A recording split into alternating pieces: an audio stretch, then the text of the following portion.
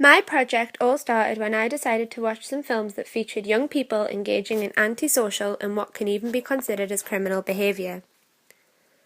I chose to watch films such as 13, about two girls dealing with topics such as drug and alcohol abuse and underage sexual behaviour.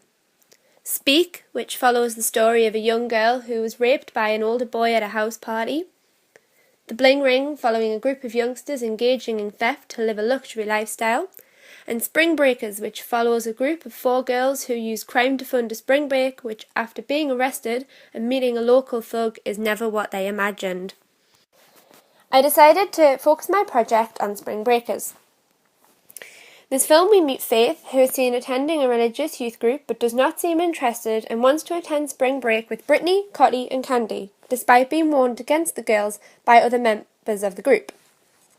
After getting high on cocaine and feeling desperate due to lack of funds, Brittany, Cotty and Candy use realistic squirt guns and wearing ski masks raid a local fast food place in order to fund their spring break. This for me immediately raised the question of what the social influences were on crime. I considered that Bandura had said role models influence how others behave. The girls seemed to talk about movies and video games when raiding the restaurant, so where media has become a role model for them, it seems they soon influence Faith. And more importantly, Alien, the local thug they meet, is revealed to be a primary influence on the girls, mainly Brittany and Candy, who are the only girls not to have returned home.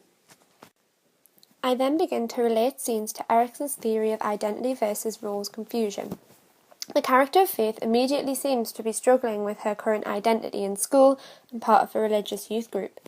From scenes of the girls on spring break, Faith's friendship with the girls has influenced how she behaves, but the other girls also investigate their own sexuality, which is important for role formation. Any of this criminal activity, both leading up to and after the arrest, could be a result of an identity crisis, which is then leading to their behaviour, which will be helping all of the characters create their identity. Eisnick's personality theory then became something I believe could be related to the character's behaviour. Scenes and dialogues raise questions on whether extroversion and neuroticism scores could affect the character's behaviour.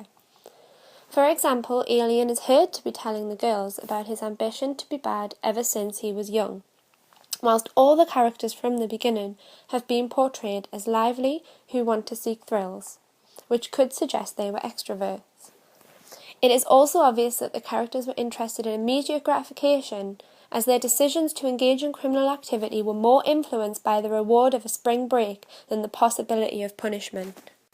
The film ended where the girls had gone from being under the control of Alien, who treated them like employees, giving them work to do in provocative uniforms and rewarding them for doing so, to being in control and responsible for the many deaths in a rival gang. It was interesting to watch how females who are not always associated with gang behaviour can transform from students to vile criminals in one spring break, due to the many influences.